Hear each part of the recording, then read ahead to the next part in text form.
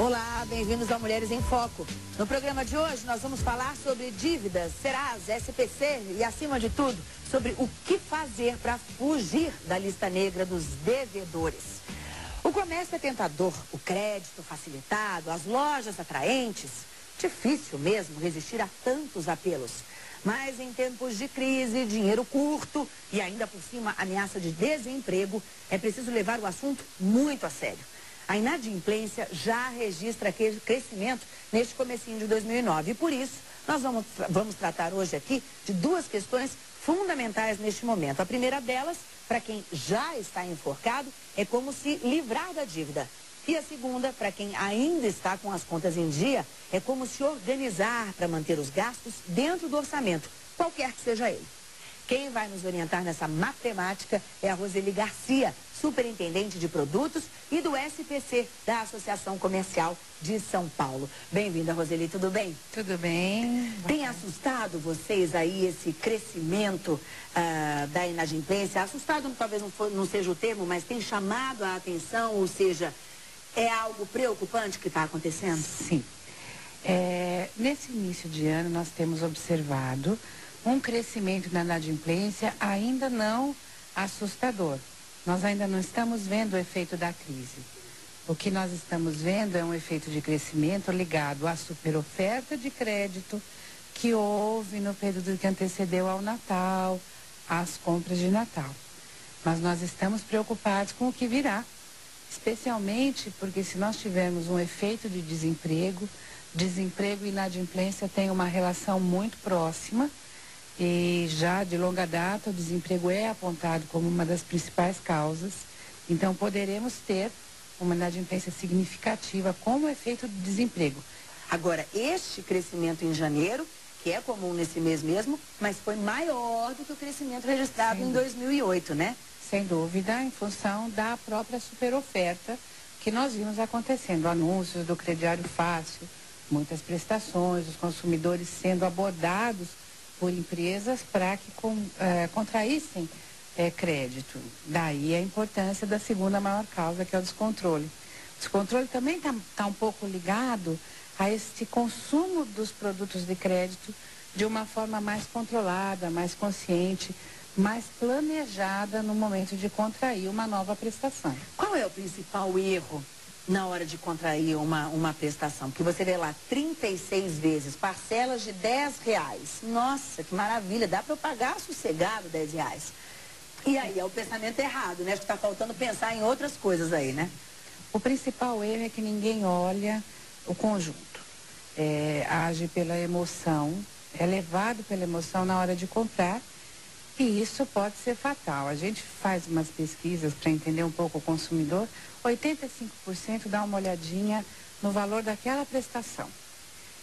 E a compara com o conjunto de contas que ele tem, mas ele olha as contas grandes, né? Aquelas miudezas que normalmente se camuflam dentro do orçamento acabam não aparecendo e comprometem no final do mês, porque tem que pagar, inclusive, as miudezas. Tipo o quê? O que é tipo a conta da padaria, a feira, o remedinho do filho, o caderninho da escola. A bala que ele quis ali, não sei qual Você hora. imagine que se você der R$2 por dia para o seu filho comprar um lanchinho, você está falando de, no mínimo, ter gasto durante o mês R$40 com o lanchinho. Você soma esses R$40 mais o pão e o leite, mais a misturinha, mais a feirinha, mais o bazar. A blusinha que você achou uma gracinha. Essa conta vai crescendo para uns 200, 250. Se é isso que está te sobrando no salário, você não pode contrair uma prestação. Então, esta é a orientação que a gente dá para o consumidor. Olhe o todo, veja o tempo, né? Porque também é diferente.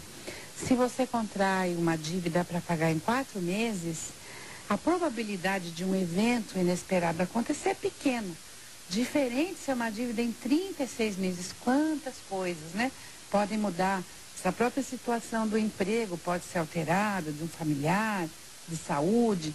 Então, é sempre importante ter essa visão de longo prazo e saber, de fato, qual é o valor que já está comprometido. Pois é, e saber, de fato, qual é o valor que já está comprometido é igual a saber o quanto você gasta todo mês e com o que você gasta. A gente já falou aqui nesse programa também, Roseli, fazer a listinha do que entra e do que sai. Isso é o beabá mesmo, né? Uma coisa que a gente não tem costume. Eu mesma digo que o meu pai me ensinou isso desde criança, meu pai comerciante, e eu nunca coloquei em prática, mas eu sempre lembro disso, porque realmente faz a diferença. A gente precisa saber. E aí começa, é o começo da lição. É a base de tudo. A gente costuma dizer o seguinte, todo mundo fala de sofisticação, planilha, ninguém precisa nada disso. Você pode pegar um papel de pão e andar com um lapisinho, um papel de pão, que nem nossos avós, né? Andavam, comerciantes lá no armazém, eles sabiam tudo, tudo na ponta do lápis, como se dizia, é isso mesmo. Comprou pão, gastei R$1,20 de pão, vai lá e marca. Pão, R$1,20. Leite, 70 centavos. Balinha da criança, 50 centavos. Chega no final do dia, puxa essa soma e vocês vão poder observar quanto é que você precisa para sustentar o seu dia. Depois projeta isso para a sua semana. Não esquecendo que no domingo gasta-se um pouquinho mais, né? Para fazer lá um almoço mais caprichado, tem mais refrigerante, tem sobremesa. Parece sutil quando a gente diz para olhar isso, mas essas contas fazem uma grande diferença quando você a soma e olha num conjunto. Com certeza, com certeza. Então, bom, vamos anotar. É interessante, então, você falou, ter uma noção do dia, ter uma noção da semana, ter uma noção do mês e fazer isso. Acho que recomenda-se também por uns 3 meses aí, pelo menos, que é isso que vai servir de parâmetro para o resto do ano. É ali que você vai saber. E aí você vai saber se sobra alguma coisa do seu salário. Sim. O importante é você criar esse hábito, porque depois fica intuitivo, né? Fazer as contas. A gente nem gosta muito de fazer. Eu confesso que eu detesto, porque eu tenho consciência que eu estou gastando em coisas supérfluas. Quando você começa a marcar suas despesas, você nota as contas que você poderia não ter feito. E a gente acaba vendo essa relação com o dinheiro. Mas isso não é maravilhoso? Não é aí que você aprende, que depois você vai ver e fala assim, tá vendo, eu comprei, sei lá, aquela meia calça que eu nem precisava. E então, isso mudou pra você mesma, Roseli? Mudou. De chegar, de repente, numa outra vez, de você se ver diante da meia calça e falar, não, mas aquela vez eu gastei, fiquei morrendo de ódio, agora eu não vou gastar. A ponto do meu marido estar me estranhando, porque eu sou viciada em sapato, todo mundo sabe disso. E ele fala, olha que sapato lindo, eu falo, agora não. Então ele me encara, mas é justamente porque eu não preciso daquele sapato, vou me endividar, vou ficar apertada por uma compra que eu posso evitar. Então esse hábito de gerir o orçamento foi fantástico para mim. Agora, uma coisa que a gente fala bastante é envolva a família. Principalmente nas famílias de menor renda, o que a gente nota é assim, as contas circulam em torno da mãe, né, da gestora e da mantenedora daquele lar. Isso funciona muito bem. Às vezes você encontra lá em cima da mesa, nós temos um grande amigo, Celso Amâncio, que foi diretor de crédito das Casas Bahia há muitos anos, e ele dizia que era comum encontrar na mesa dos lares uma cestinha de frutas com as contas ali. Porque ali é que a mãe definia, hoje vamos pagar essa conta, amanhã aquela.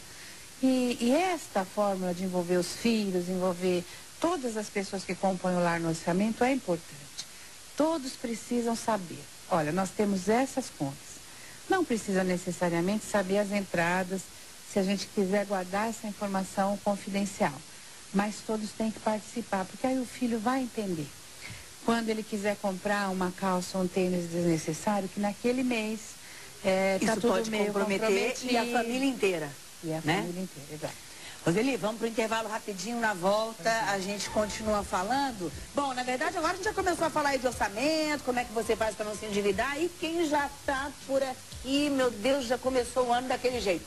Vamos ver como é que dá para escapar. Até já.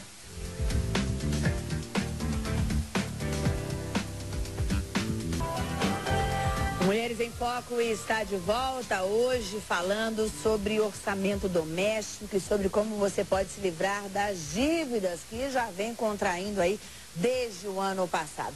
A minha entrevistada de hoje é a Roseli Garcia, que trabalha no SPC, que a gente sabe que é uma das várias listas negras, né? Mas o seu trabalho, Roseli, é justamente o contrário, é fazer com que o consumidor não vá parar na lista negra do SPC, com orientações importantes, interessantes, que valem para todos nós que ela está dando aqui hoje. Exatamente. Eu vou chamar agora uma reportagem sobre o panorama que a gente está vivendo, porque a gente abriu o programa falando da questão da inadimplência, que está aumentando, esse número já está registrado e, segundo você e especialistas todos, isso ainda não é a crise ainda vai mostrar as suas garras, ou seja, esse número tende a aumentar. Então vamos ver que a coisa já não está boa aqui.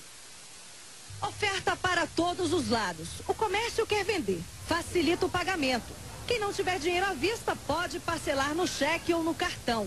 O consumidor não resiste e acaba caindo em tentação. O único meio que o pobre tem, passar o cartão. Aí o que acontece? Você se afunda nos cartões, daqui a pouco é cartão, é juro em cima de juro. O governo expandiu o crédito, os brasileiros foram às compras e muita gente ficou endividada.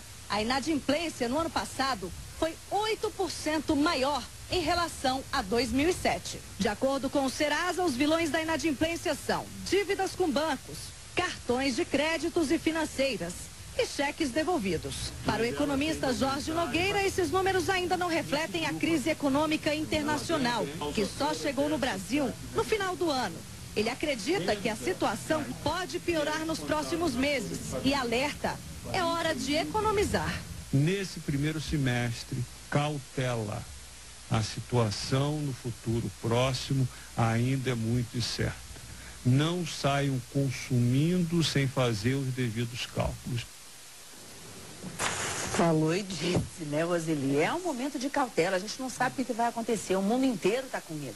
Né? Pode ser que seja algo assim, previsões muito tenebrosas, tal, que não seja tanto, mas pode ser que a coisa complique mesmo. Ninguém pode dizer nem que sim, nem que não nesse momento, né? É verdade. Então, é um momento até de poupar, se for o caso, para de comprar tudo, a não ser o que seja estritamente necessário.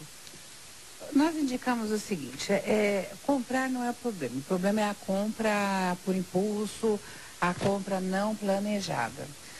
Porque o crédito, se a gente for analisar, né, e vocês telespectadores sabem disso, ele é um instrumento para a gente realizar sonhos, né? Eu estou sonhando em trocar meu carro faz algum tempo, muito provavelmente vou me valer de alguma facilidade aí com 0% de juros e etc. Agora, eu não posso transformar esse sonho num pesadelo. Por isso que quando se diz cautela, não vamos sair consumindo, é aquele consumo mesmo desenfreado, não planejado, né? O consumo simplesmente pelo consumo e não pela necessidade.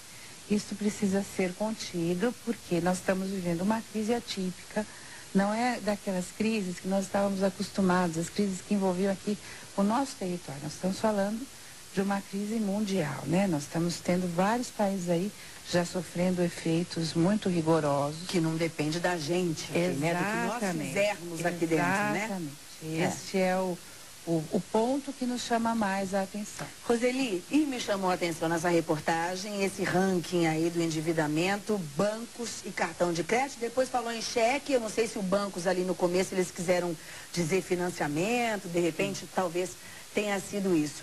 Agora, são esses mesmo, os grandes vilões, né? São. O banco tem um componente muito grande do cheque especial, né? E o cartão é um componente muito grande da facilidade, a sedução que é você ter um plástico na mão, começa a comprar, paga o mínimo, coloca para o crédito rotativo, aí começa a vir juros, novas compras, e isso vai virando uma bola de neve. E tanto o cheque especial quanto o cartão de crédito são os que têm os juros mais altos do mercado, né? Exatamente. Então, a compra no cartão é ótima, mas é importante que você saiba que é melhor quitar a sua compra naquele prazo entre 30 e 40 dias e não ficar rolando, porque realmente os juros que incidem são altos e essa parcela, essa prestação vai interferir no resto do orçamento depois. Se fosse elencar, quer dizer, você tem ali uma série de contas para pagar. Eu estou enforcada. Eu não vou ter dinheiro para pagar tudo isso que eu tenho aqui. Quais devem ser as minhas prioridades?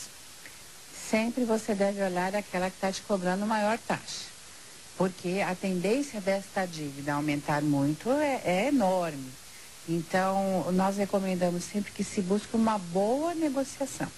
Procure o seu credor e tente fazer com ele uma composição, uma novação dessa dívida, de uma forma que você consiga pagar. Isso é interessante. Tanto o banco quanto o cartão de crédito, a gente pensa, nossa, mas são mega companhias, imagina que vão querer me facilitar. Mas eles querem receber, né? Para eles é interessante também receber esse dinheiro. Então, e acho que muito pouca gente faz isso, de pegar o telefone, ligar e falar, escuta, eu tô com uma dívida assim, assim, assado, o que vocês podem fazer? Geralmente pode-se fazer alguma coisa, tanto num cartão de crédito quanto num banco? Todos estão querendo achar esse consumidor que está atrasado ou inadimplente para buscar uma composição. O que pode acontecer é que muitas vezes o que é oferecido naquele momento não atende o consumidor. Mas isso é uma prática que deve ser adotada pelo consumidor, porque como você nos disse, todo mundo quer receber, estamos querendo melhorar essa relação, né? Principalmente num período em que se há uma preocupação da produção de novos negócios cair. Até por conta de uma melhor conscientização deste consumidor, é preciso que os recebimentos sejam melhorados. Então, é um bom momento para o consumidor procurar seu credor e tentar fazer uma composição dessas dívidas. Faça isso, você vai se surpreender. Maravilha! Então, vamos para o intervalo para a gente aprender mais já sobre como se livrar da dívida e, para você que ainda está livre dela, como não entrar nessa roubada. Até já!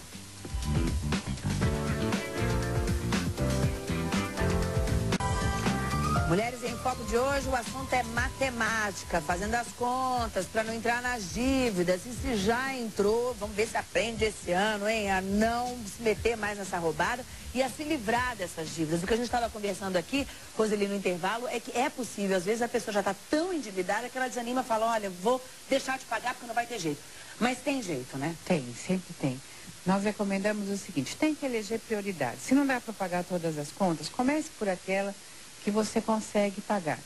Esse exercício de orçar, de ver quanto sobra, de renegociar, vai te dar uma experiência que vai te permitir ir solvendo uma por vez, cada uma ao seu tempo, mas se livrando desse problema e adquirindo um hábito saudável de planejar o seu orçamento. É, para você e para toda a família, que a Roseli já falou desde o começo do programa, que é importante que os filhos participem desse processo todo para entender realmente até o valor do dinheiro. Isso é uma grande lição que a gente pode passar para eles. E para todos nós não nos endividarmos, existe uma cartilha com uma série de dados interessantes, que é uma cartilha preparada. Eu vou até pedir para você me dar aqui, que eu vou mostrar aqui enquanto você explica o que é, pelo próprio SPC, né? Sim. Tá aqui, olha. Administre bem o seu orçamento doméstico e limpe o seu nome na praça. Quer dizer que aqui ele ensina as duas coisas. Exatamente. Que ótimo. Nós desenvolvemos essa cartilha porque nós atendemos cerca de 3.000 pessoas por dia que vão pessoalmente procurar nossa ajuda.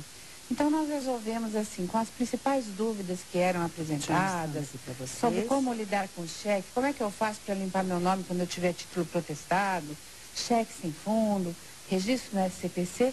Nós desenvolvemos esse conteúdo de uma forma super didática e damos lá um modelinho de uma planilhinha, ensinamos como fazer o orçamento. Você pode baixá-la no site. Tá o site aí, o endereço. É tranquilo. Esse 0800 de vocês, 0800 011 1522. Esse é para quê também? Justamente por isso, olha, vocês falaram lá no programa que eu posso negociar lá com cartão de crédito a minha dívida, mas como é que eu faço isso? Me dá uma dica aí, como é que eu posso argumentar? Serve para isso? Para nós darmos essa orientação e também, caso vocês tenham documentos roubados, cheques, RG, vocês coloquem no nosso sistema um alerta que esses documentos foram roubados para evitar que alguém faça uso desse documento indevidamente.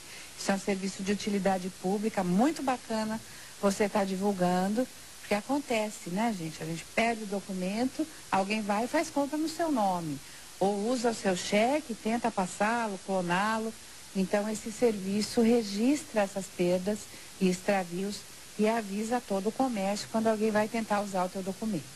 Maravilha. Roseli, obrigada pela sua presença aqui, obrigada pelas dicas. Mais uma vez, então, aqui para vocês, olha, essa cartilha do SPC que está disponível no site da Associação Comercial de São Paulo e que é interessante para todos nós sabermos, temos conhecimento de diquinhas básicas aí que servem para o dia a dia de todos nós. Obrigada, Roseli, mais uma vez.